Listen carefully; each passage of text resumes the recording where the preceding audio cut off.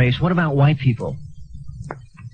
I would have to ask you that. What about white people? I'm asking. We're both human beings. Blood that runs through your veins is equally as red as the blood that runs through mine. Do you think you're in some way, shape, manner, or form superior to me? Of course. You are. So all black people are superior to white people? By God's own ordination, yes. Mm-hmm. Then why in our society, for example, is the black race or African Americans experiencing so many problems that they're experiencing? Well, you know the answer to that, and the... No, I don't know. That's why I'm asking the question. The cynical tone in your voice doesn't erase the fact that you know. It's due to the wickedness of white America. White people all over the world, white people all over the world have gone into the house of black people, brown people, and red people, robbed them of a knowledge of self, taken their land over, renamed the land, colonized them, enslaved them, and put them under their yoke and way. So whites are in the superior position, no matter what the social, political, economic, or religious order, because of the wickedness and the underhandedness of the white man the world over. Sir, but not all white people are evil, wicked, or endorsing. Sir, I have never enslaved any human being. Let me finish my point now. I've never enslaved any black person in my life, nor would I endorse that or support that. I certainly look and view the slavery or the history of slavery in this country, for example, as evil, reprehensible, against the will of God in our society. Many white people fought for the freedom of slaves. Many people risked their lives, as did Harriet Tubman, during the Underground Railroad, to see to it that that evil was changed in our society, and I think that was a good thing. I think when you look at the marches of Martin Luther King, white, black together marched for equal justice in our society. Certainly, you're not going to impugn the whole race of white people, are you? What I am going to say after such a strong statement is that whenever there is any sign of what even appears to be righteousness and that which appears to be a spirit for justice and fair play and fair dealing, I am not one who would blanketly criticize that. If indeed that is your spirit and your personality, and if indeed you can point to many others who are that way, then certainly I would respect that. Then why should I have respect for you if you don't equally respect me in that vein, if you look at yourself as far superior to me? I am not one who would just look at myself far superior to you, but let me point this out to you. White people, you should be having this show with one of your own. White people teach that they are the father of medicine, the father of music, the father of history, the father of philosophy, the father of the sciences, the father of all of the disciplines of the world. I think that is a very ethnocentric and a very racist, white supremacist view. They teach us that angel food cake is white, devil's food cake is black. You wear white to weddings and you wear black to funerals. It's not good to lie, buddy, but if you must lie, it's all right if you tell a little white lie. If one is the black sheep of the family, blackball you, blackmail you. If I go to the pool room for a little game of pool, you got a white shiny ball on the table, knocking the hell out of the black ball, the brown ball, the red ball, and all of the balls of color. And the worst ball on the table is the black ball. If I go to church, you've got a blonde-haired, blue-eyed, pale-skinned white Jesus, when the Bible says that Jesus is a man with nappy hair and black skin. So white supremacy runs throughout every phase of white society the world over. So my position on this show this morning is not to establish some grandiose and way out black supremacy, but to fight white supremacy and meet it head on. And do you think most Americans, especially white America, is racist and against you to the degree that you're... Of course, most white Americans. What percentage would you say? The United States government boasts about the fact that it is a government where where the majority rules and the minority has to go along with the majority. So what degree of Americans... And so if you have an overwhelming majority of white folks who are so fair and good-hearted in America, why haven't your overwhelming majority of white folks stepped forward to do something about the wretched condition of black people here in America? Oh, haven't we made some strides in terms of... No strides since 1960, none at all. No, let me say why I mean that. I would like you to explain that. During Reconstruction here in America, there was a civil rights bill passed at that time. Black people held all kinds of political positions, and it looked like a period of a turn after slavery for black people in this country. There was even a voters' rights bill, and all of that was passed. But when white folks got sick of that, they blocked the doors of Congress. They drove black people out of all the political positions. And so 100 years after that civil rights bill, another civil rights bill had to be formed and fashioned. Now we're debating and arguing with George Bush over the voters' rights bill. We already had one. That means it wasn't worth the paper that it was written on. Look at all the treaties that the white man signed with our brothers and sisters, the Red Indians. Treaties that would wrap around the globe and then some, and broke every treaty that he signed with the Indians. We can't trust that anymore. Can't trust it.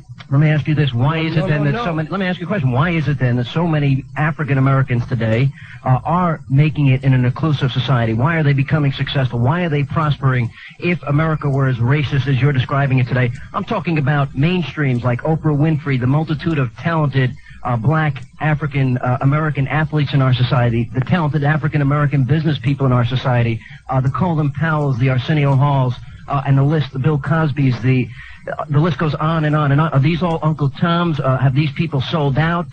How would you describe and categorize these successful blacks in our society? These are very God-gifted and very talented black people. But they are also, Mr. Hannity, exceptions to the rule.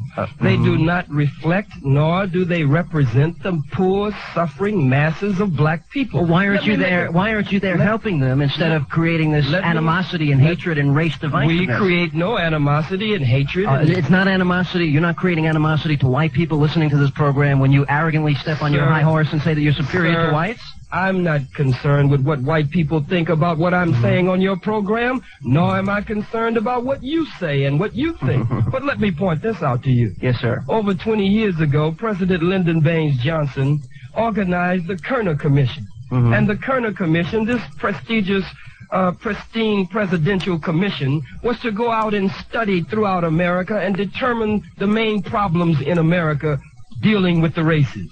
They came back with conclusive proof to the president and to the White House that the number one problem in America today is white racism. They said there are two major situations here. Two Americas, one black and one white, separate and unequal. 20 years later, today, the Kerner Commission has reconvened, and they say that the problems of yesterday are worse today than they were yesterday. It makes no difference that black people are mayors and that black people are public elected officials.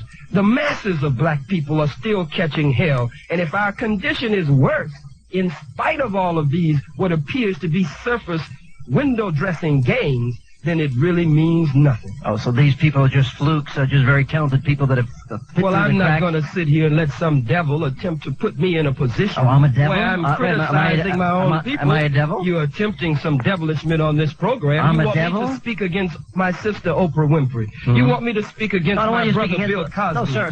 You think I'm some lightweight, so you want to push me in a corner to say something against them. That is the devil who would try that. Oh, so I'm a devil. You're acting like I'm one. Acting Are like you a one? Devil. No, sir, I'm not a devil. Well, don't act like one. So I'm not acting like one. No, sir, let me tell you. Let me tell you, sir, I admire the talents and abilities and the contributions of African Americans, wherever they might come from. See, my vision, sir, of America is far different than yours. As you see, I see this. It should be. But what I see, I don't think so. I think America is meant to be an inclusive nation where all people can prosper and be successful. It didn't start out that way. Well, if you let me finish my thoughts, I allow you to speak uninterrupted here. Certainly, go right ahead. What I'm trying to point out to you is that if America is going to be inclusive, if we're going to create this avenue or window of opportunity for all people, what I would like to see, instead of the NAACP, the National Association for the Advancement of Colored People, or some of the racist bigotry that you're spewing on the program today, I would much prefer that we see black, white, decent, good, wholesome Americans that believe in values that are strong, family-oriented, that will keep this nation strong, going forward, working together, and becoming successful. You don't share that vision. You would much prefer the separatist vision. Would you like for me to speak on what I do feel, rather than you be my spokesman? I'll tell you what, as soon as we Are you my national assistant? Would you like me to be? No, sir. Considering I'm a devil, you wouldn't want that to happen. We'll take a break. I wouldn't want a devil as my national assistant. I'm a devil. We'll come back. We'll talk more with Khalid Mohammed. He's a national assistant to Louis Farrakhan of the Nation of Islam. And we'll open up the telephone lines this morning as well. If you'd like to be on the program from Huntsville, all of Madison County, 830-2277, 830-2277. Toll free this morning if you're on Cellular 1 at star 770. And you can join us from Limestone County, 232-3911. WVNN News Talk time now is 10:20. We'll take a break. We'll come back. More of the Sean Hannity Devil program coming up next, right here on AM 770 WVNN. Now, good morning, and thank you for listening to AM 770 in the Sean Hannity program. Some categorize this as the Devil's program as we talk talk about the issues each Saturday morning, 10 a.m. to 12 noon, Monday through Friday. You can join us 2 to 4 in the afternoon as we have our in-depth dialogue and discussion about the issues of the day.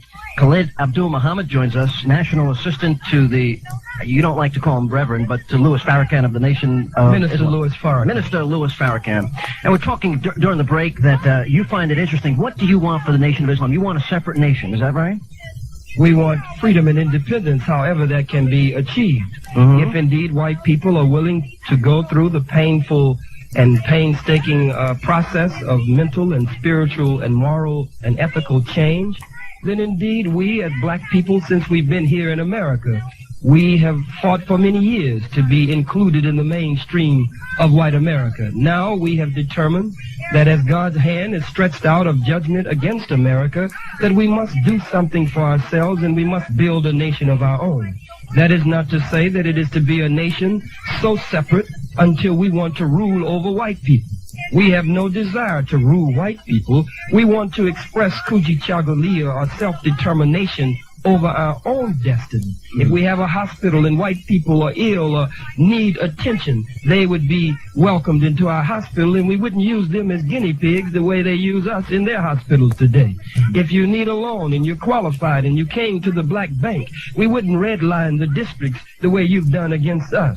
If in our political structure, we wouldn't set up gerrymandering and all of the redistricting in our system, we would have fairness. We could never treat white people the way they treated us, because God just didn't make us that way. He just didn't give us that kind of heart. Let me ask you a question. If I were to say all blacks were drug addicts because of the actions of the few, would you find that offensive? Because there are black drug addicts in our society. I don't find anything offensive that white people say. Okay, but if it would be all right with me. Okay, let's say a black person said that. Would you find that offensive? No, sir. If a black person said that, I would know that they have been robbed of a knowledge of self. They've been brainwashed by your people, and we would take the time and the love and give some care and sensitivity to the situation to try to open their eyes. Well, the point I'm trying to get to here is that bottom line is the way you talk about white people, you put them all in this one category as if they're all racist, they're all against black people.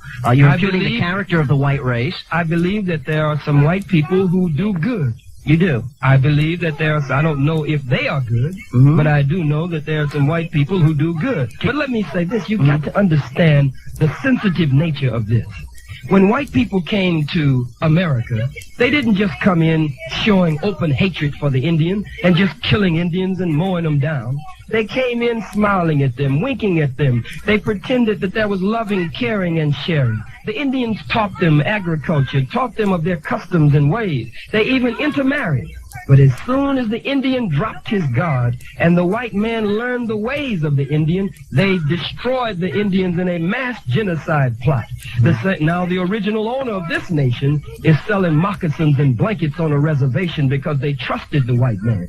When the white man came to Africa, he didn't just come in killing black people and showing open, bitter hatred. He came in as a friend and a sincere advisor. He came in and we rolled out the carpet for him. We gave him the best of our society and our world, and now we are held captive as slaves inside of America. So the blacks and the Indians and the minorities in our society of angels of light and the wicked white people have always decimated any other race besides themselves. That's what you're saying? I told you, if you're not my national assistant, you're certainly my Huntsville spokesman. I'm your Huntsville spokesman. I couldn't have said it any better than that, John. That's your viewpoint on that. That's your viewpoint, and I like it. You like that? I like it. It's not my viewpoint, though, because what I hear in you is somebody who's extremely racist, biased, and bigoted. And I'm not extremely racist, biased, and bigoted. Well, you are racist. You cannot compare me with the Klan. Oh, I certainly could. Absolutely. No one has ever enslaved the Ku Klux Klan or David Duke or the skinheads. No one has ever robbed them of their name, their language, their religion, their culture, God. No one has done anything to them. Let me ask you a question. How long are you going to stay in the past? How long are you going to stay in the past? When are you going to move forward? The present. I just gave you the report from the Kerner Commission. We also have here the National Urban League, State of Black America.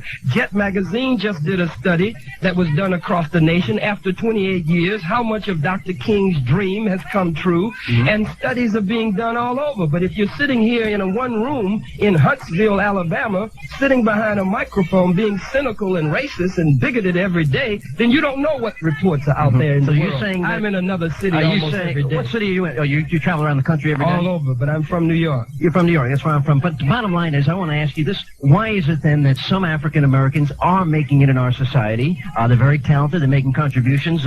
Why do you impugn the character of them? Why not talk about the opportunity? I have never impugned the character of them. That's your devilish way to attempt to say that that's my what devilish way. That's what it is. So this is incredible. Let me ask you this. What do you think is going to be the future of race relations in this country? You think we're going to have race wars?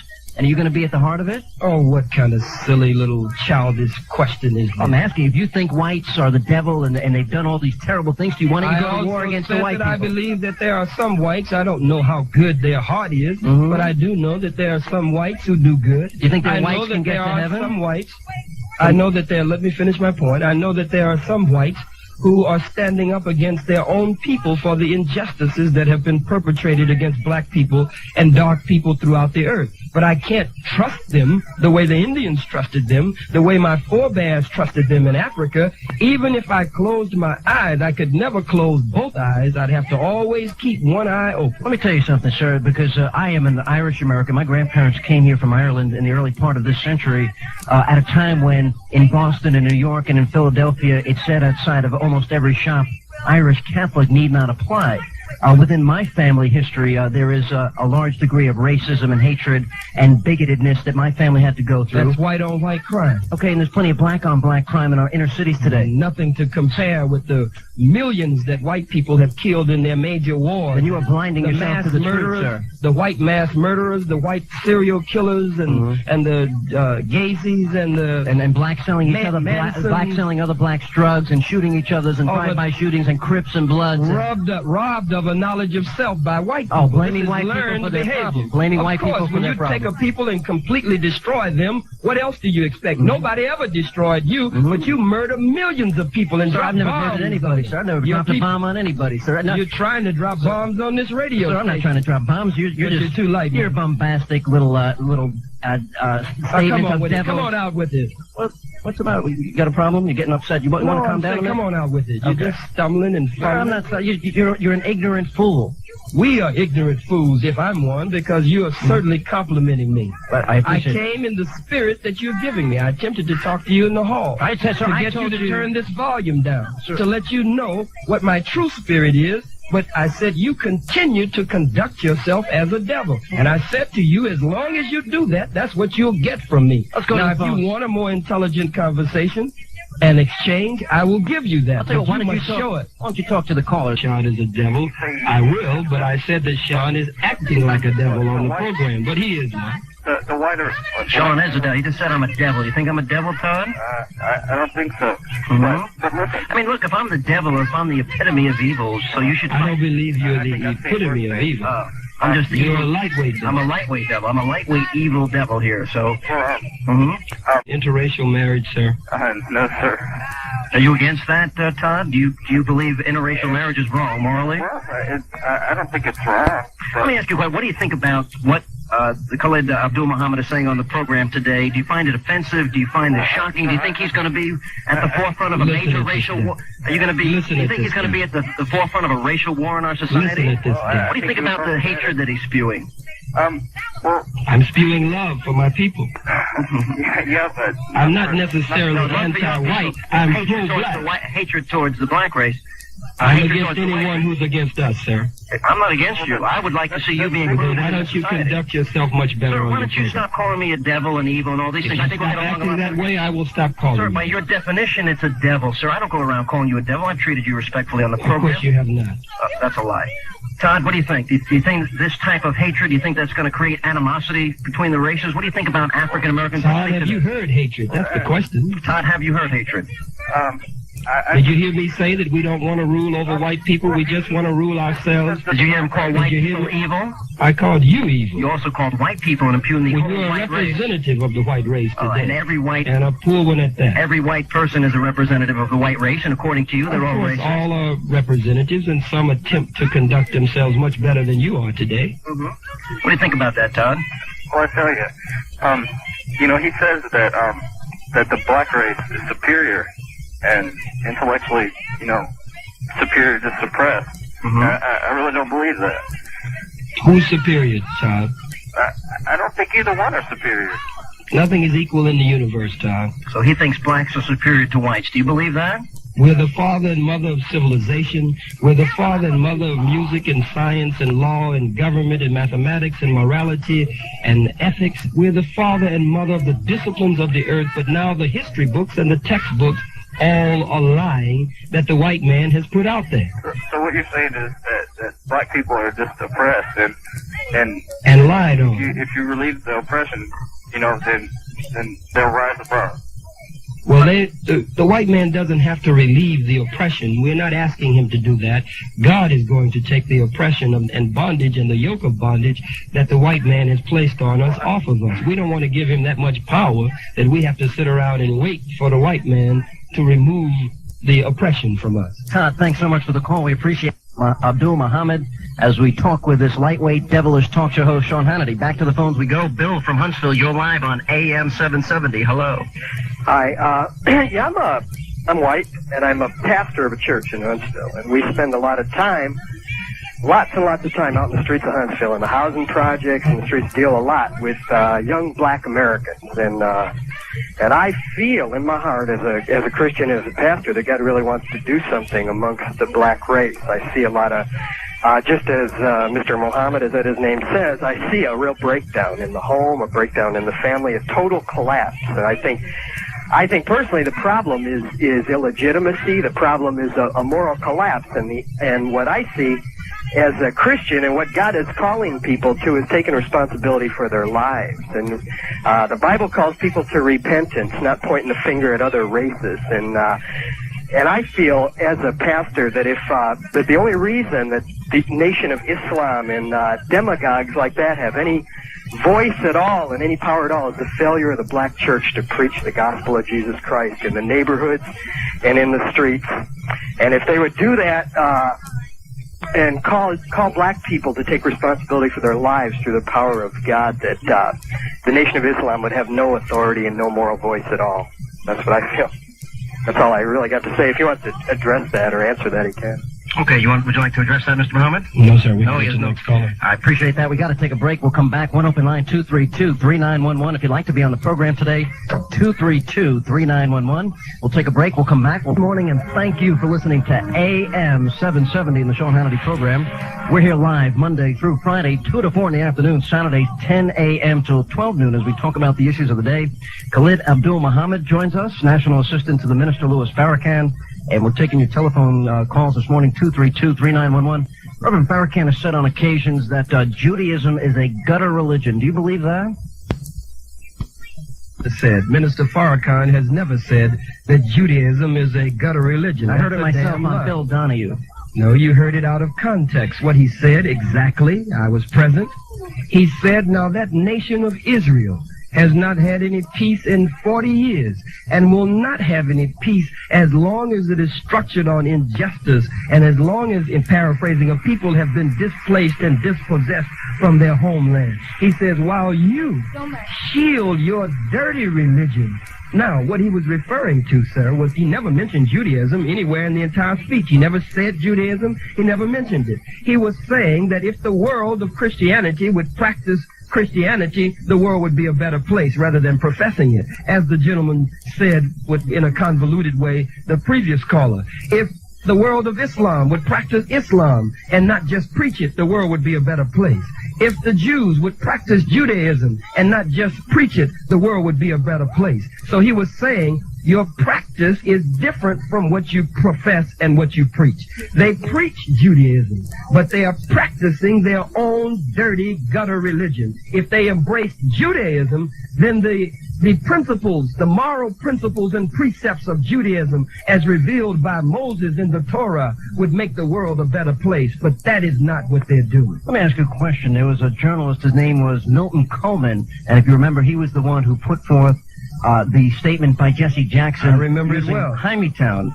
And he was angrily labeled Uncle Tom by Mr. Farrakhan, and he and others... He is a Tom. He is an Uncle Tom. Of course he is. Because he told the truth about a statement made by Jesse Jackson. He violated the canons of journalism, and he violated the sensitive and very close and intimate relationship that a personal friend has with a personal friend. It was said off the record. It was understood that it was off the record, and then he didn't even have enough courage to leak it to the press under his own byline. He did it under someone else's byline. I would say that not only is he a Tom, but he's a hypocrite, and he should not be considered a friend because of the serious violation of that. So if he tells the truth about a statement made by a public figure like Jesse Jackson, you consider that Uncle Tomism? However you want to word it, sir, I've made my statement. Okay, I have another question.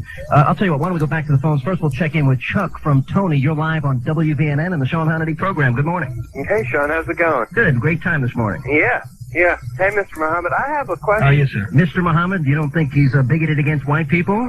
I don't. I'm not going to make any comments on that. I just have one question for him. He's like an intelligent man, unlike you, Sean. I'm an unintelligent, uninformed, devilish, lightweight talk show host. Go right ahead. Calling in for some serious dialogue. You obviously don't want that. No, of course not.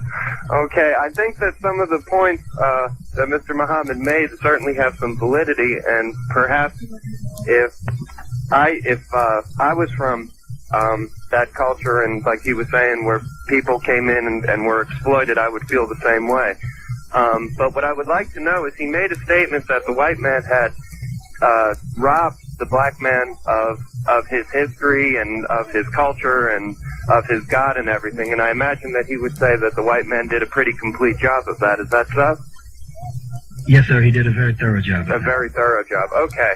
Well, then what I'd like to ask is, if that's the case, and the history has been totally obliterated, how do you assert that the statements about being the father of medicine and the father of culture and all this things that you're claiming that the Afrocentric type of thought, where does that information come from? If the white man had done such a thorough job of obliterating it, there's obviously wouldn't be any records of it. No, sir. You're misunderstanding the process. Okay. What we have to understand here is that we're looking at America, and we should see America as a room.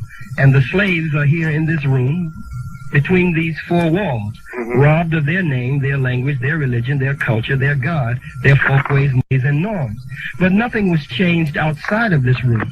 The manuscripts are still there. The Meddu Neter, or the holy writings, or the hieroglyphics on the walls, still there. The texts from the ancient writings are still available, but they were not made available to the slave inside of America.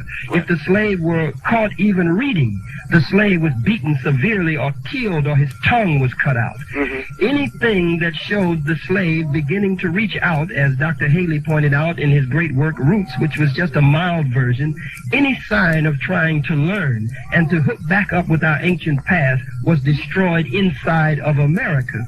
But now we have black people that travel all over the world, scholars and scientists who are digging at the manuscripts and in and out of the great temples of higher learning and enlightenment of the world and reading the hieroglyphics, and this wisdom has come to us, and also God has raised a man in our midst, the most honorable Elijah Muhammad, and now the honorable Minister Louis Farrakhan. Let me ask you a question. Can white people get to heaven? Do you look at that as a possibility? I don't know, sir. I'm asking, does your religion teach that in any way, shape, or form?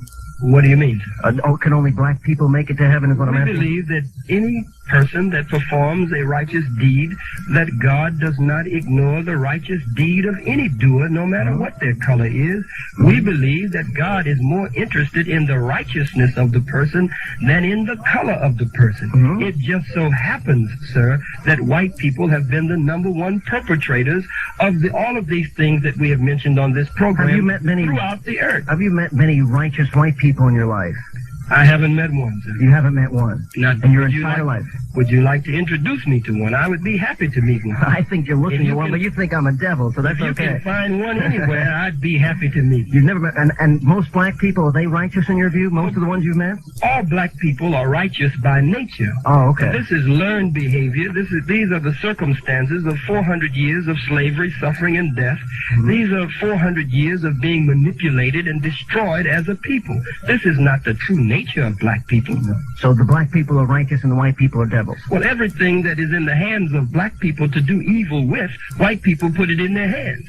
The guns you make, the drugs come in on trucks and trains and boats and planes. We don't even have a canoe. Mm-hmm. We're failing chemistry, most of us, because you didn't let us read for a long time, so we're not the ones making up all of these drugs. Well, the one thing that we're not doing is we're not lighting the pipes and we're not injecting it into people's veins. There's a personal choice that you totally negate. No, sir, there's no personal choice when you robbed me completely of a knowledge of myself and made me deaf, dumb, and blind. Take away all responsibility for your own life. Took it all away because for 400 years on the plantation, the slave had no responsibility. We're going to live in the past slave forever. Was conditioned, well, that is according to the leading psychiatrists and psychologists, there's a carryover today in that psyche and that thinking. The problem is not with the crack, Mr. Hannity. The problem is with the cracker. And what about the person that takes the match and lights the crack, be he black or white? He doesn't have any choice? He's a deaf, dumb, and blind person who has been robbed of a knowledge of self. So a righteous, deaf, dumb, and blind black person that does that is a fool. As the pastor said earlier, in a convoluted sort of way, this is a form of illegitimacy. This is a people who have been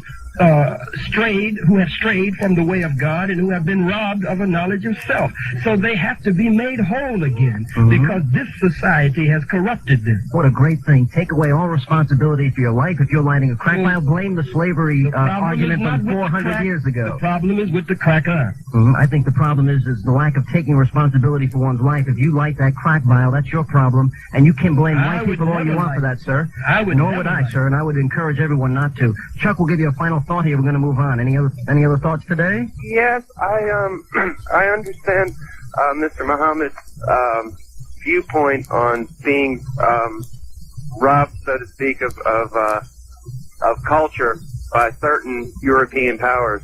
But I think that he should also maybe consider the fact that during that time of, if you would, European exploitation still exists of the world, that certain countries who were in the business of exploited not only blacks but other whites and Asians, and that was just a period of exploitation. And by white people, is that correct? I beg your pardon, sir? Was it by European white people? There was, in the, quote, age of discovery, certainly there was, between Spain and Portugal and black the slave Netherlands traders and as well. Belgium and England. No black slave traders. No arrogant white man was going to buy slaves from another slave. He would take that slave who was trying to sell the slaves and all the rest of the slaves. But what I'm trying to say, sir, is that over in, let's say, in Eastern Europe, let's say in Poland, okay, there was a movement of the Germans, the Austrians, and the Russians. Yes, sir. And they moved into Poland and they dismantled the country.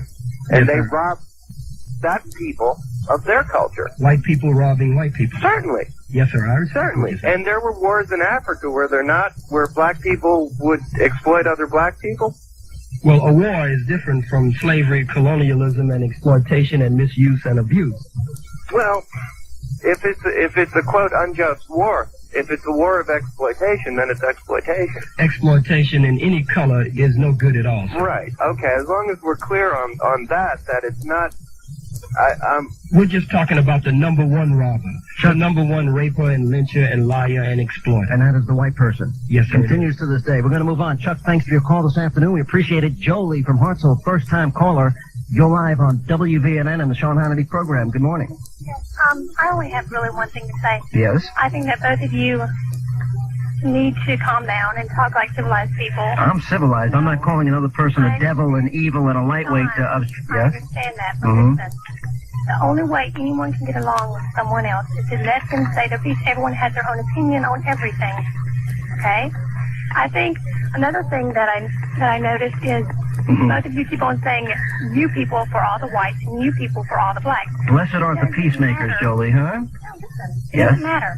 Everyone is a human being. Everyone is equal in my You're great. Let me tell you my vision for America, and I'd love to hear Mr. Mohammed hear this. I would like to see in our society African Americans, white Americans, Irish Americans, Italian Americans, those Americans, the National Association for the Advancement of Good and Decent People that want to see this country move forward and live together and work together and start businesses together. Make America what it could be, a city on a hill, a beacon of light shining across the world. Those people that fight for the good values that families can get along and races can get along, that we can be successful, that we can end the drug problem. I would love to see these things happen, and I don't think we're ever going to get that way if we're blaming other people for definitely injustices of the past, which I agree with Mr. Mohammed about. I'd love to see the progress go forward. I'd like to see all racism end. I'd like to see people's hearts changed. And I'd also like to see this country work together in an inclusive manner. But this type of anti-white rhetoric, this calling white people devils. I just called you a devil this morning. Well, you just said to this audience that only black people were righteous and that white people are you evil. A devil because of the way you act. Okay, I understand that. So I'm just saying I share a different vision. I think we should, as Martin Luther King said, judge people by the content of their character, because there are decent members of all races, in spite of him rolling his eyes and throwing his hands up in the air here. But that's my vision, which is certainly different than his. May I express my vision? Yes, sir. I, too, sir, would like to see all of those things. Black people, since we've been here in America. I mean, you agree with the devil. You better be careful here. No, sir, I'm not agreeing with the devil. Those are my convictions before I met the devil this morning. I have always, and black people have always wanted to see that. That's why we faced your tanks in the streets. That's why we faced... They weren't my tanks, by the way. Thank you very much. That's why we faced vicious police dogs in the streets. I'll tell you what, hold your thought. Jolie, we appreciate your call. Thank you for joining us this morning. We got to take a break for the news. We'll come back. We'll continue. We'll talk more with Khalid Abdul Mohammed, and he's the National Assistant to the Minister Louis Farrakhan of the Nation of Islam. One open line, 830-2277. Stay tuned. First, we'll get the latest from this afternoon at the Von Braun Civic Center, 2 p.m. today. And the title of, I guess, his talk is going to be In Christ All Things Are Possible, and a Bible Revival for Black Survival. And, I want to ask you a question, because there's got to be at least 15 bodyguards with you today. Basically, you surrounded the building. Do you feel there's a threat against your life? No, sir. I believe that security is prevention. Security is being so on top of a situation until you discourage even the thought from coming up in a would-be assailant's mind. It's not being so good until you can handle something if it happens. So if the President of the United States of America could be shot, if the Pope could be shot, if Dr. King, if Minister Malcolm X, if Dr. King's mother could be shot at the organ in the church, if the airports have had to take security precautions now, we just believe that it's a good security measure. You mentioned Malcolm X just a moment ago. What are your thoughts on Malcolm X? There's been a revival of support for Malcolm X in our society. I've recently read his autobiography. We're talking about a guy for the better part of his life who was a drug pusher, drug dealer, pimp, prostitute.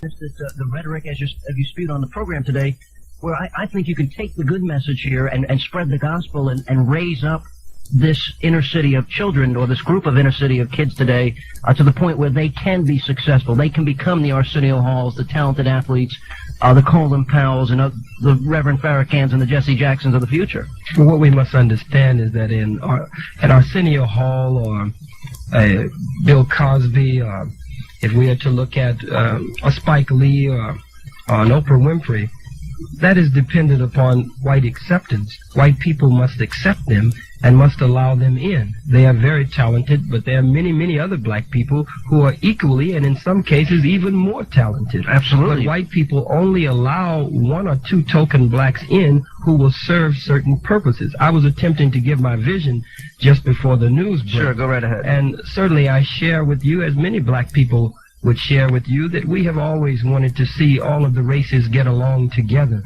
We have always wanted to see that kind of egalitarian society established, where there is loving, caring, and sharing, and where that abounds in the atmosphere. But as we look at it now, we can see that no matter how we faced tanks and dogs and troops in the streets to keep us out of high schools, to keep us out of colleges and away from public accommodations, then to give us so-called civil rights and then turn around and take the civil rights gains back. Right. Now black people are beginning to come to the point where we want to just do something for ourselves and let white people go on and do whatever the hell they want to do. Why then, for example, let's take any black inner-city school system, for example, where it's totally run, totally monopolized by blacks.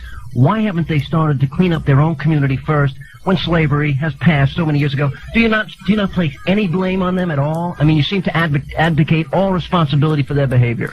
Well, in all reality, some blame would have to be placed on them hallelujah. because we are in that situation. The scripture says in Hosea, my people are destroyed for a lack of knowledge. But it goes on to say, because they have rejected knowledge. Well, there is no insight. The people perish, too. But when a people... That's absolutely correct. And no vision, that's right. When a people are put at such a disadvantage, Mr. Hannity, when people have to deal with disenfranchisement and being displaced and dispossessed and robbed completely of a knowledge of self and the power of their own being, they don't always make the right choices or decisions. The educational system that has been put into their hands, it teaches them against their people. It reeks with white supremacy, and they are not able to bridge the gap between that and the growing consciousness that is coming up in the hearts and minds of the youth that they have to face each day. Let's go back to the phones. We'll check in first this hour with Bob from East Limestone. You're live on WVNN and the Sean Hannity program. Good morning. Yes, Sean, good morning. Wish to welcome your guest. He's a very articulate man. Yes. And I used to teach at Tennessee State University in Nashville, predominantly black school, and in a class on religion, we dealt with the black Muslims, and I and my students read Elijah Muhammad's first major book, Message to the Black Man. I have a couple of questions I'd like to ask your guest, but I'd like for him to comment for your listeners on the way that the white devils were created on the island of Patmos by the mad scientist Yakub. Would he comment on that and explain it? I will be touching on that, sir, today at the Von Braun Civic Center at 2 p.m. If you could come out to the Von Braun Civic Center today at 2 p.m., perhaps it's a very extensive subject. As you know, it begins on page 103 of Message to the Black Man, the great and illuminating book by the Most Honorable Elijah Muhammad, dealing with birth control, sex, and genetic engineering and the grafting process of grafting the recessive from the dominant. And touching on Mendelian law and other things, but I don't think that time would permit, and it's not a subject that I could just brush over lightly. But again, today at 2 p.m. at the Von Braun Civic Center, I can touch on it a little more extensively. Is there an admission at this tonight, do you know? I believe the tickets are $7 at the Von Braun Civic Center, but I also understand that that's for those who will be dining. But there are separate arrangements, different arrangements made for those who will not be dining. Understand. Go ahead. Let me ask, please, about the myth of Yakub, because it's just a small part of it is Go very right germane. ahead, sir. Go right ahead. If white people are devils, and I'm not going to dispute that now, but if white people are devils, and according to the myth of Yakub on the island of Patmos, this mad black scientist created white people by continuing to cross till he got lighter and lighter skin, then I'd like to ask the minister how he comments on white people being what they are as created by this mad black scientist Yakub. Well, sir, white people are a part of black people. I would be one of the first to say that, if that's what you're leading to. From the 30% of dissatisfied among black people, as we are taught by the Most Honorable Elijah Muhammad, from that 30% of dissatisfied, we understand that in the original black man and black woman, that there was a weaker nature or a weaker germ, and a certain propensity or inclination toward deviation from God's divine law. And out of that nature of black people comes this personification that we call white man and white woman today. So your point is well taken. I hear under what you're saying that if white people are all that they are today and they come from black people and come from Yakub is the correct pronunciation, what does that say about Yakub and black people? The process was a purging process that was to last for 6,000 years. For us to see the weaker part of us rule us and govern us, a part that became extremely wicked, far beyond what it started. And once we would come from under this, we would no longer allow this to creep back into our spirit and our nature again. But where are we in the 6,000-year period now? We are at the end of the 6,000-year period now, sir.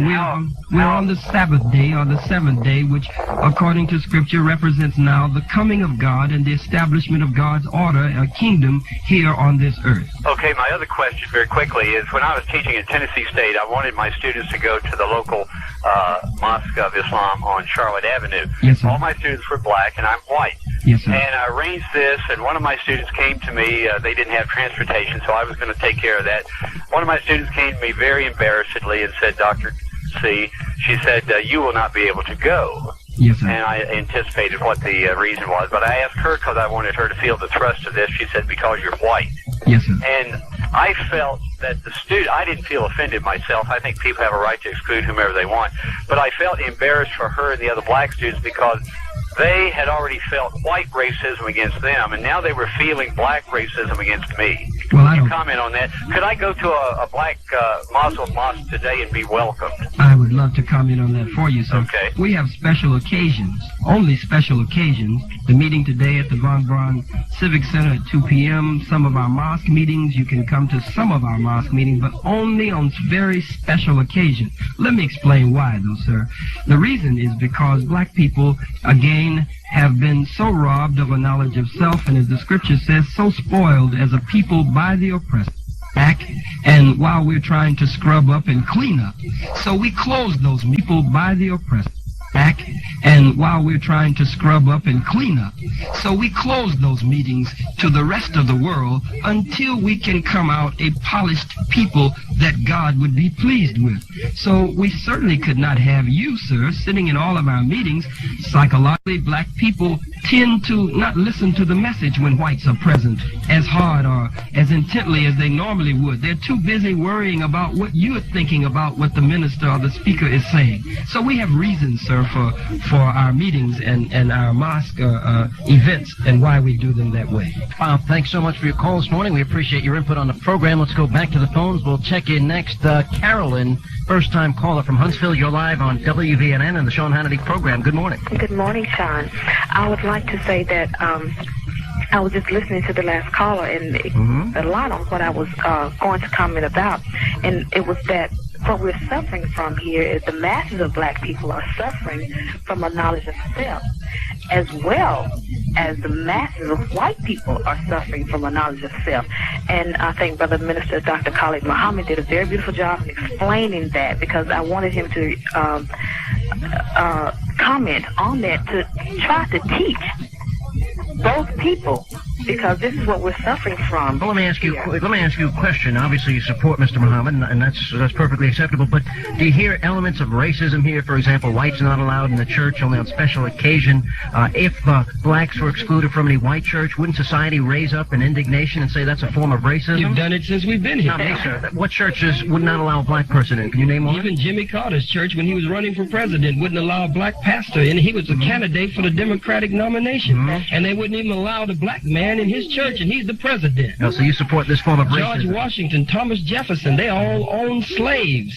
Associated Press just released it on his birthday, that they owned slaves, sold them for kegs of molasses and syrup, and these were the founding fathers of America. Well, so obviously you want to rebuild America and have your own separate nation, as you've been talking about today. But we will not treat you the way you've treated us. Sir, I have not treated you any which way. Let me reword it. Thank we you will not treat your people the way your people have treated us. Do you deny the white race? I think my people are people of good character regardless of their color of skin, sir. So if they're of bad character... If that was the case, then we would be of the same people, are we? We would. Mr. Huntley. Because I'm of good character, but I question yours. Mr. Huntley? Yes, ma'am, Carolyn. Yes. What I'm hearing is that you seem to be trying to dig and endeavor, and it's like he said, you are acting like a devil rather than try to listen to what he's saying. Well, I've heard what he said, and when I hear his... but you keep bringing up the same old thing. Well, ma'am, you consider the same thing, but I think they're important if we're talking about... You know what she's saying is true. If we talk about statements that I view as bigoted and racist, yes, I'm going to bring it up on the program. I have no animosity towards this gentleman. You have veiled bigotry, veiled racism. In your viewpoint, you're one of the slick devils. I'm one of the slick... Not only am I a devil, I'm a slick devil. But a lightweight. Slick, light, oh, excuse me, he's contradicted himself. I'm not only a slick, I'm a lightweight devil. I think you've contradicted yourself a number of times. Lightweight. Let's look at this question. Carolyn, let me ask you a question. You support this Nation of Islam. Is that your viewpoint? You think that's the best vision for America that's going to help the black race in our society? For black people. For black people. Does she not have a mind of her own? Could she answer a question? Well, you cut right into her statement. I'm asking apparently you wanted to program her. Oh, I'm programming her, and you're coming to her defense. Of course, she's my sister. What a champion, I'll tell you. What a nice guy. May I speak? You know, I think it's sad, though, that you're so weak, that you're so easily programmed, Carolyn. Listen at this devil. I think it's a shame that you're so easily programmed that you don't have a stronger mind to yourself. At the syrup. That you need him to step in and defend you. The grease slipping from this slimy devil. I'm a slimy devil.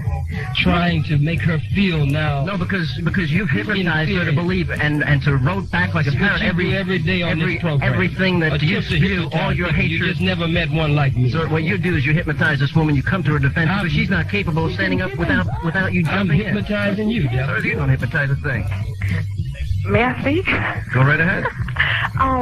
What I'm... Sir, if you were able to hypnotize me, I'd start spewing your hatred. Will you allow my sister to speak, please? I'll allow her when I'm ready. Will you allow my sister to speak? Sister, speak. She's my sister. You ignored the white woman who came on first, who wanted a job, and you wanted a sensationalized program, so you ignored her sincere call about a job. I'm a bigoted, slick, and she was one of your own people. You didn't even want to hear her talk about a job. Go right ahead, Carolyn. I think you're hurt, and you would do well to listen to what this man has to say. But he won't even let me be a member of his church, Carolyn. I can't even go down and join because I'm white. No, you can't join. Well, if you listen, then you probably could. But Carolyn, I can't. I'm not allowed to. He just said I'm not allowed to join. Carolyn, didn't you hear him? He said it was special occasions. Special occasions, but then I'd be treated like a second-class citizen. The very thing that he stands on this program supposedly fighting because he's a hypocrite. I'm not fighting against second-class citizenship. I understand. I'm inclusive. I would include you in my church. You can go to any church that I go to, sir. Sir, I might come and visit your church one day. So do you hear the hypocrisy, Carolyn? I could come and visit your church. You could. I would never deny it. You're calling all of that out of him instead of listening to what he has to offer. Ma'am, if I could even join his church, I might have an open mind to it. You want to be a black Muslim? I would consider it, but I'm not allowed to go to your church. Do you want to be a black Muslim? No. Well, then stop jiving. I'm just saying, in principle, even if I wanted to, I couldn't go to your church. But it's hypocrisy to pretend. You're the hypocrite. Me? Because you're saying on this program that believe what I say, and I say what I believe, and I act on it. Let me tell you, here's the hypocrisy. What you're saying is blacks were treated poorly in this society, they were discriminated against, and then your very own church, you won't allow whites in on a regular basis, only when you freely choose to allow whites in. You want me to allow the people in who discriminated against us and who oppressed us? Sir, I never discriminated against a black person in my life, sir. You're allowed on my program as equally as any other person. I can't trust you. Do this for your ratings, sir. Sir, this is not for ratings. This is because this is my job, sir. It's your job to be a devil and cynical on the air. Carolyn, we'll give you a parting shot in peace here. Go right ahead. I'd like to say that maybe you should do as the forefathers or your forefathers have done and take a lesson and learn from your father while you have him in your midst. And what should I learn? You should learn who you are, why you are I know the way who I you am. are. I know why I am the way I am.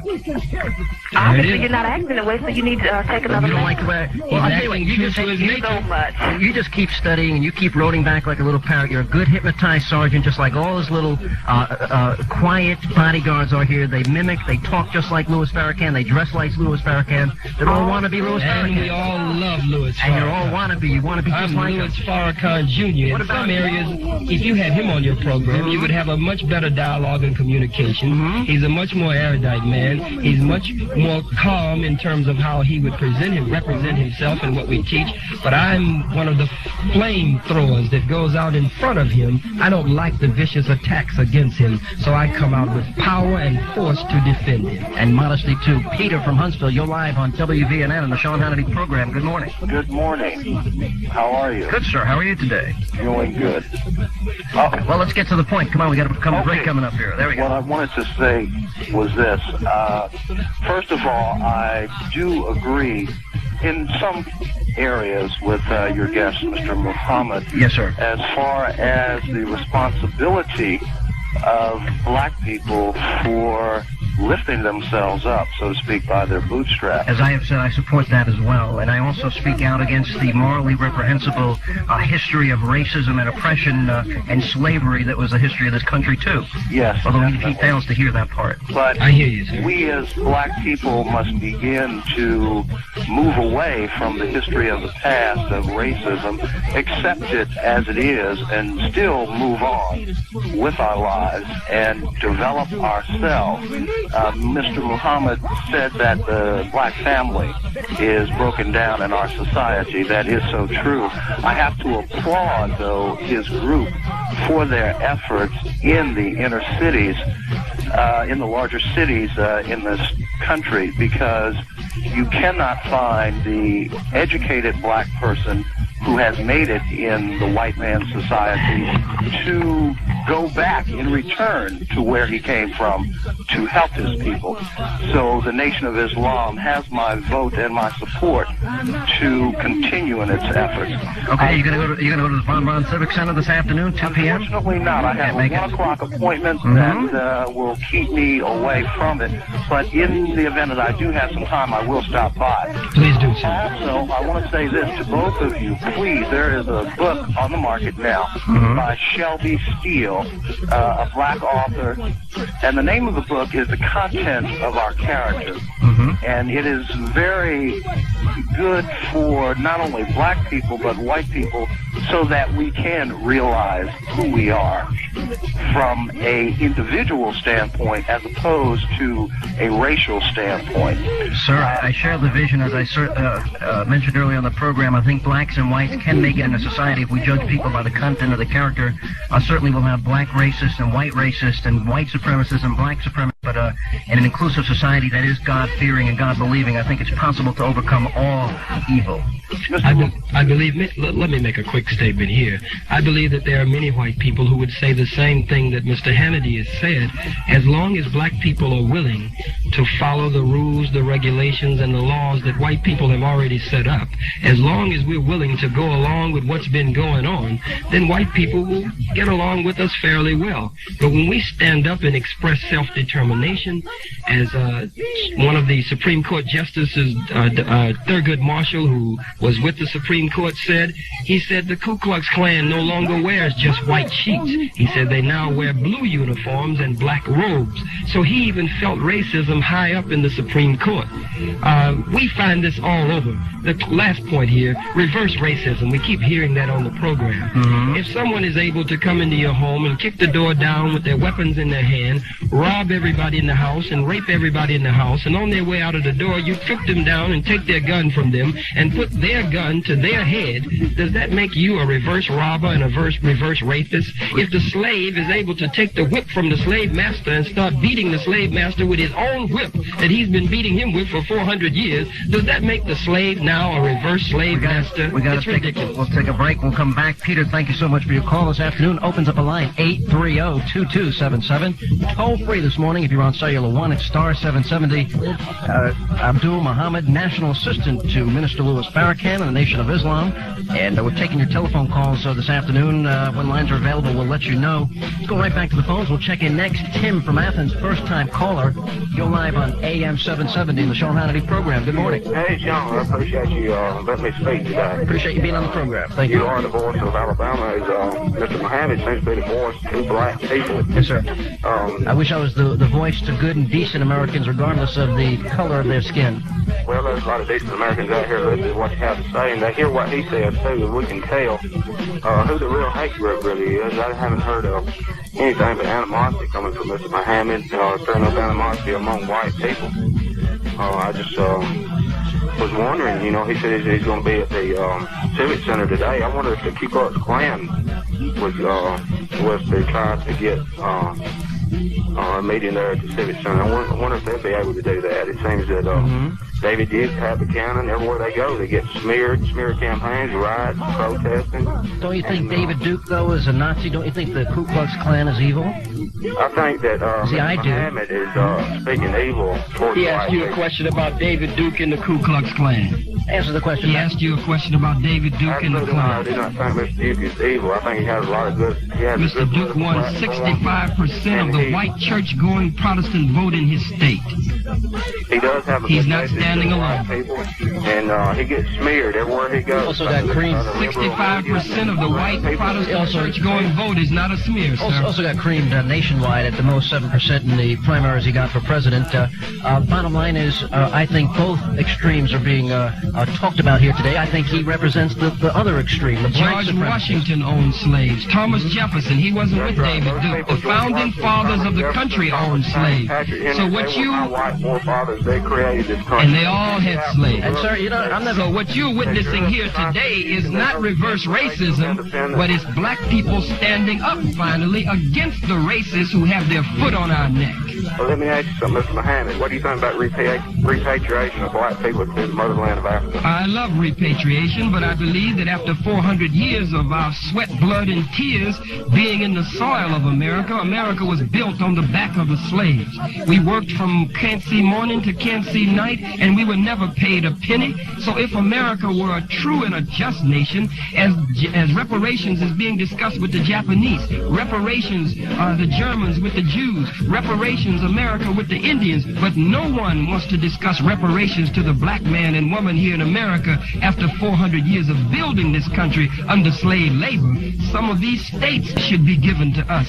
Some of the most fertile and minerally rich states. We can't take money from America alone because America's economy is in trouble. Her banks, her savings and loan, IBM, Xerox is in the Clorox. General Motors and others, her airlines are in serious trouble. Her financial center used to be at Wall Street, now it's in Tokyo. She used to be the #1 lender nation of the world. Now America is the #1 debtor nation. God's hand of judgment is stretched out over America. You're not hearing bigotry and hatred on this end. You're hearing finally a love among black people rising up, and among them springing from our minds and our breasts and our chests and our souls. And we believe that as white people will now recognize this, that they will say just what you're saying because they don't want to see black people stop begging them. We don't believe in welfare. We believe in farewell. Tim, we'll give you a parting shot here. What do you have to say about that? I believe there is a board for the white people. The night of the Ku Klux Klan. I'd like to remind everybody of the rally that's coming May. Oh, so wait a minute. You're a Ku Klux Klan member? So are you. That I am. Your hood is hanging in the closet. Sir, let me tell you something. I repudiate the Ku Klux Klan for what they stand for. Sean will be at the meeting. Sean will not be at the meeting. Thank you very much. He'll have his hood I look at it. Well, you're playing cute today. You're having a good time. I think, sir, you're the biggest racist I have ever had on the program. So we think equally the same of each other. Jim, thanks for joining us. Appreciate your input. Do you like racist means I love my race, because that's what I am. Okay, as a violinist, as the Ku Klux Klan is a racist organization, so are you. That's good. I'm glad but you I don't love my race over another race to oppress another race. Sir, now Again, you're lying. we don't want to oppress white folks. Sir, you're a liar. We just want to rule ourselves. Okay. We don't want to rule your people. All right, we'll move on. We'll check in. Roger from Huntsville, first-time caller. You're live on WVNN in the Sean Hannity program. Good morning. Hey, Sean, how you doing? Good, sir. Hey, just a couple of comments. I didn't want to ask the good doctor anything, because I've been listening to him. But, you can get a cause and get any people to back you up, that's downtrodden or think they're part of that cause. Now, I'd like to know, and like I say, I don't want to comment or anything, but I wonder what his finances are. I wonder if he'd be willing to make those public, Well, they certainly have an army of people protecting him here today, and I'm sure somebody's paying for it. How do you survive financially, Mr. Mohammed? Well, let's let this gentleman finish, and I'll answer both of you. Well, that was my only question, really. Like I said, I didn't care if you comment or not, because We I just don't wanted think to you tell cast the aspersion. truth. He didn't want an answer. Oh. But it's just like Jim Baker. He had a lot of followers. And how many people total? We have about 50. Jim Baker was white, sir. So what? He just got a cause. I don't care if he's white, black, blue, or whatever. All right, thanks so He much. had a cause, and he found a cause, and he found a way not to have to work for a living. What do you think about the comments being made here by Mr. Mohammed? Do they scare you? Do you think he's a racist? This man What do you is think? not afraid. No, they don't scare me. Let me ask him. This man Let is the not man. afraid. We let your person answer. Let this man answer You're the question. trying to lead this Sir, man. do you think this person is capable of violence when he talks about this rhetoric We against have the no white weapons. race? We've never had any, there no, in all of our years in America, we don't carry guns, we don't carry knives, we don't carry weapons, we've never painted anything on any Jewish synagogues, we don't desecrate anyone's graves, we've never attacked any white people, we've never done that. Police agencies in every city say that the Muslims are some of the most model citizens in those cities. I'm so glad to hear that. I'm asking him a question. Do you think he'll probably just whip up the frenzy and distort the minds and the thinking of young African Americans, making them hate the white person? So the point we don't want them to hate white people. We want them to love black people. You'll have minions doing your bidding, just like you like. My objective is not to get black people to hate. You admitted on this program that you want to hypnonize Carolyn and other people that call on the program. You hypnotize people on here every morning, and then I'm hypnotizing you. I'm not on in the morning. I'm only on Saturday morning. I'm saying what you're doing. On, sir. Sir, what I'm making the point to you is that what you want to do is you want to whip up. Do you want me to answer this gentleman's question? After I ask you a question, that'll be fine. I'm saying we're going to ignore his question and go to your question. That's right. We're going to ignore his question and go to my question. What I'm asking you is, when you distort and whip up this frenzy and hatred and this bigotry towards white people, I'm sure it's in the hopes of having minions hypnotized by you doing your bidding. I only deal with the history from my teacher, the Most Honorable Elijah Muhammad, and the Honorable Minister Louis Farrakhan. We make up no history on the white man. His history is written in blood, sir. Okay, we'll give Roger a parting shot. Roger, you still there? Me off? No, I did not cut him off. Right. Roger, you there? The only thing I want to answer your question about my funds and finance. Please, go right ahead. The thing that bothers me is that the young black that does listen to him will become so much involved in this that he'll lose sight of really what he's got to do to be successful in America. I think that's true. I think what it does is it whips their minds up into a frenzy. I don't think many young blacks believe they have any future in America. I know a lot of young blacks, sir, that have a good future. I know a lot of successful blacks, old, young, whatever you want to call them. And I don't think that they follow you. Thanks, Roger, for your call. We appreciate your input. Opens up a line 830-2277. Toll free if you're on cellular 1 *770. If you'd like to answer your question about the finances, go right ahead. I am a volunteer. You're a volunteer. I work for the movement. These men, none of them are on salary. They're all dedicated to the liberation and salvation of the black nation. How do you survive? The Nation of Islam takes care of all of my expenses. I don't receive a check. I don't receive a salary for this. This is not a job for me.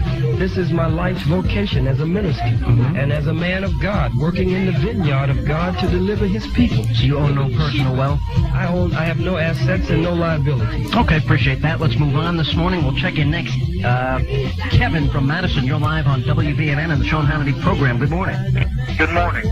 I just have a couple of comments, and one of them, as far as one race being superior to the other, as far as the brain or whatever that may go, I believe that is each individual. I believe there's individuals of both races that have the mental capacity to learn and become more knowledgeable than other people. I believe there is certain blacks that are smarter than certain whites. I believe there are certain whites that are smarter than certain blacks, but I will not draw a line and say all blacks are smarter than whites. I believe each individual, if you want to do that, you can put us both away and say simply because of the moral character, the Asians dust us both off.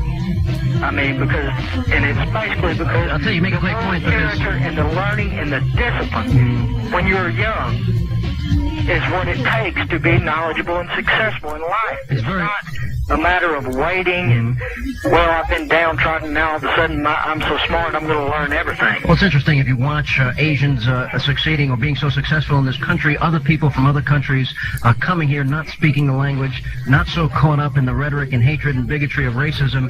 They're very successful in a short period of time. What I would like to see, and I think that's void in the African American community, is the leadership that is pushing and pursuing excellence, taking advantage of the American dream as other immigrants to this country take advantage of each and every day. It's no American dream. It's only an American nightmare. Okay, there we go. But let me say this is Sure. I want to answer that. Certainly, sir, I believe that there are very intelligent, very wise, and very smart white people among the white people, as well as among black people.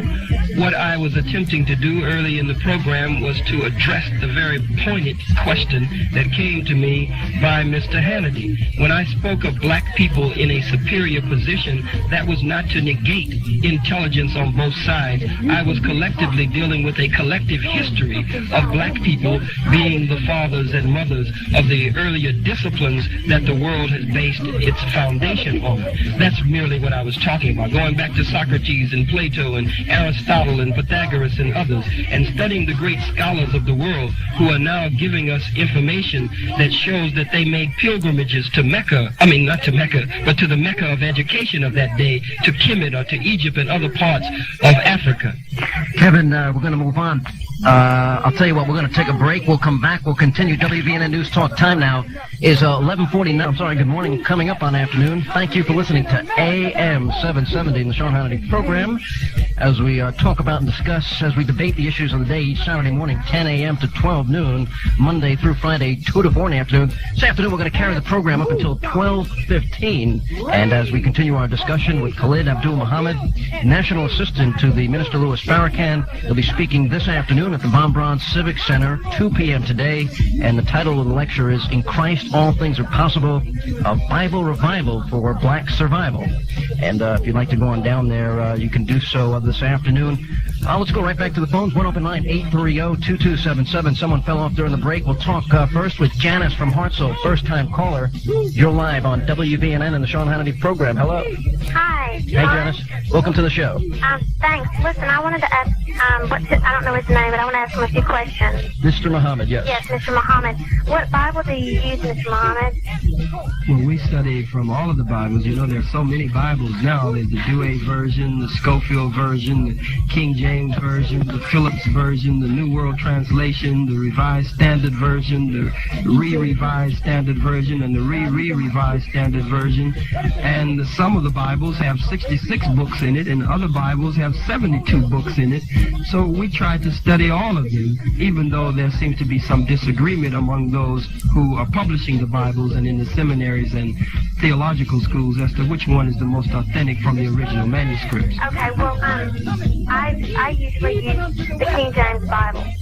But in our church, I go to a non-denominational church, and there are blacks that go to our church. There's, and I realize that there is a lot of racism still going on these days, as much as ever. And I am totally opposed to that. That is totally wrong.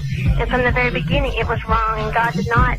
That, we are created equally. God created us equally, and that is wrong. But I do believe that vengeance is God's, and for you to take the wrath out yourself against white people for what used to happen, I think that, we have to forgive others for what they do to us. That is scriptural also. And if we don't forgive others, God's not going to forgive us. And I kind of feel like, you don't. We have no vengeance program against white people, ma'am. I feel like you have this something against white people. That's the way that I know the way that they treated people. And what is going on today, but I have spoken of no vengeance program. You had a white man, a devil, that just came into the studio with an army sweatshirt on and all kinds of arsenal insignia on his vehicle with his hands in his pocket. Big devil said he came in just to see the face of the one who's on the radio. Well, what just happened? Just let me clarify here. Somebody did walk into the back of the studio to see Mr. Muhammad's face. How did he get past those 15 guards is what I want to know. I told them that he worked for the station, and I told them not to stop anyone that was coming back and forth in here to conduct business here at the station. I told everyone to lock the door.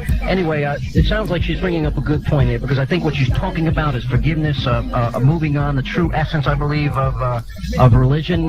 There's no validity to this. Sounds like a decent-hearted human being here. I can find nothing in what the young lady, in nothing that she has said that would cause me to attack her. Well, I guess from listening to the show, I feel like you have a lot of resentment, because every time someone would get on the show, you would say that the forefathers had slaves and all this, which is wrong. And I would know in no way say that it was right. As many white people fought against that morally reprehensible thing, but he fails to acknowledge that. Of course, only black people are righteous. Only a handful of whites have done that. The overwhelming majority are not. That's that true, same and there still is a lot of racism going on today. But I do feel like you, being such a leader that you are, you can have a very big influence to get that not to be so anymore. You can also influence that you have to forgive the white people that did that to you. And I think you, ma'am, and Mr. Hannity here if you are sincere, can play a major role among your own people to get them to stop that. Maybe you can invite us to your church on a regular basis. That would be a good start. I would think that it is not for you to be at our church, but to go to the many white churches. Well, why can't white and black? Why won't you let me in your church? Go to that 65% of white church-going Protestant Christians. Not my church, sir. Who voted for David Duke. I want to join your church, but you won't let me. I changed my mind. I want to join your church. I want to express something to this young lady. You won't let me, though. No, sir, that's correct. I will not. Because you're racist. I believe in my race, and I love my race. And prejudiced? I'm not prejudiced. Oh, Prejudice means when you study the etymological root to prejudge. We're not prejudging white people. Well, then why don't you let me in your church? We've been under you for 400 years, and I've been on radio with you this Getting morning. a little tired. I don't have to prejudge you. 400 years. Acted like a devil for the past 2 hours. 2 hours. So I don't have to prejudge you. But I want to make a statement to the young lady. Slick, lightweight devil. You forgot those two other adjectives. Statement is, Okay, Sean, let me hear what you whenever you go to any hospital or clinic or doctor, the doctor in medical science must make a complete case study, must get a case history. And from that case history, he will ask the patient or she will ask the patient certain questions to determine in the case history what have been the actual symptoms. Once you have the case history, then you can properly diagnose the cure. In order for there to be any harmony, if it is at all God's will, between the races, young lady, if there's to be any harmony, it must be based on justice and it must be based on truth. So we must first of all find out what the case history is. Find out in our diagnosis how things got this way, and then go to the root of it and try to cure it from the root.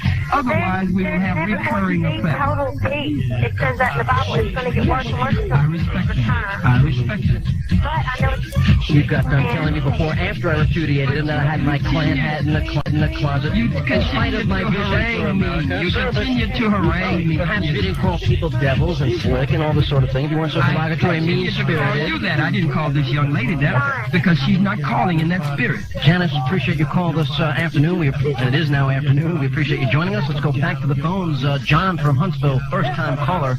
You're live on WVNN and the Sean Hannity program. Good afternoon. Well, good afternoon. I'm sure I'm glad we have a 5-second delay.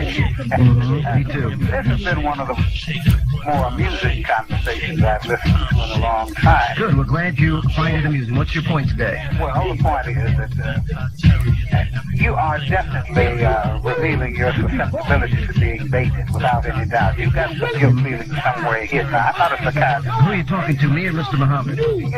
I have guilt feelings about what, sir? What about being what? Sir, let me ask you, do you have a degree in psychology? Do you have the ability to read one's mind? I mean, what makes you so able to ascertain? What makes you are a practitioner of what? A professional of what, sir? A professional of what? Medical science. Medical science. I don't believe you. I don't believe you. Well, then you I feel sorry for you if you don't. Okay, so what's the point, sir? What's the deep dark? I want to ask you a question because you just made an allegation against me. What's the deep dark secret? What am I hiding today?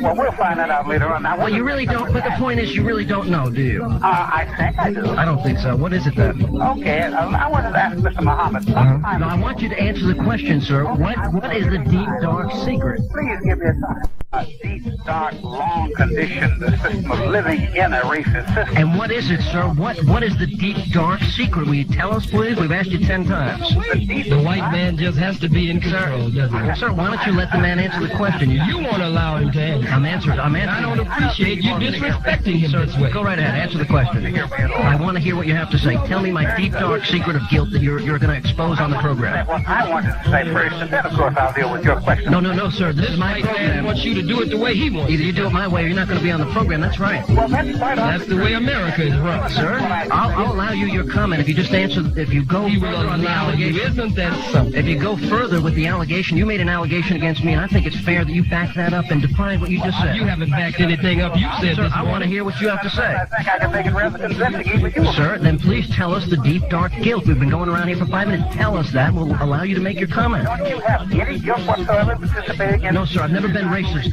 No, sir. I've never been racist in my life. You don't even realize the racism that you're wreaking over there. I'm sorry? You don't recognize it. That's the point I was trying to demonstrate to you if you just let me ask Mr. Mohammed a question. Go right ahead. You can't answer my question. You're inept. That's it, sir. Now you call a man inept. He is. He's totally inefficient. I asked him a question 5 times. He makes an allegation. He can't back it up. Go right ahead, sir. Sometimes, okay, but anyhow, let's get back to the point. Some time ago, there was a Klansman that called in, and it seemed as if Mr. Muhammad almost immediately perceived that this guy was a member of the Klan, but you didn't. You had to ask him whether or not he was a member. It came on in the very later stages of the conversation. Did you notice that? I'm sorry, sir. I didn't understand it. What did you say? I think Mr. Muhammad did. What's that? Mr. Muhammad. That's correct. Some time ago, there was a Ku Klux Klansman that called in, and you seemed to recognize almost immediately that this guy was a member of the Klan. I don't know, sir. I don't know if he's a member of the Klan. He was not invited to the studio. That he was a member of the Klan. Who's that, sir? Oh, are you talking about a caller? Or His memory is failing him now. White people's memory conveniently failed them when it is necessary. No, sir, I'm not really sure which person he's talking about. Half an hour ago. Oh, the person that called in on the program. Yes. Okay, yes, sir, that was true. He's a member of the Klan, and I repudiate the Klan. I think it's an evil organization. But only after he admitted it, you have to ask him was he a member of the Klan. You were agreeing with everything he said. No, that's not true. Mr. Muhammad almost immediately perceived that he was a member of the Well, Klan. he's so much sharper than I. Appreciate your call this afternoon. Thanks for joining us. Let's move on. Kevin from Lawrenceburg, Tennessee. You're live on WVNN and the Sean Hannity program. Hello. Hello. We're running low on time this afternoon. Go ahead. All right. I'd just like to start out by saying I'm only 16 years old. I go to Lawrenceburg High School here. Yes, sir. And I'm a white guy, and I associate mainly with the blacks at my school. Yes, sir. There's not a large group of them there, but what I wrote today is rather an interesting conversation. I'd like to say that in the past 400 years, as Mr. Muhammad said, the white race has been a low-down dirty dog to most of the other races, and today there is still some of that left over. Sir, I think the racism, as I said on the program so many times, is morally reprehensible. I speak out against that on a regular basis. Roll your eyes here selectively, Mr. Muhammad. Go ahead, your final point here. We got a lot of people on the line. Well, see, I'm of a younger generation. Yes, sir. I understand that. And I believe that the only way that we can get rid of, to make the world a better place for tomorrow is that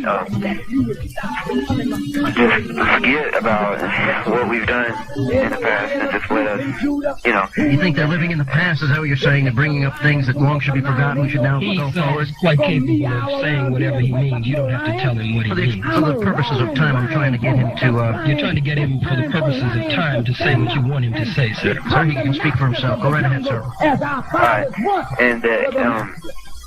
And now that we got one other race coming in, the black race, I mean, right. There's nothing wrong with standing up for what you believe in. Oh, okay, so you support what he's saying here today? You don't think... He hasn't heard me say anything against... If you are one of the young whites...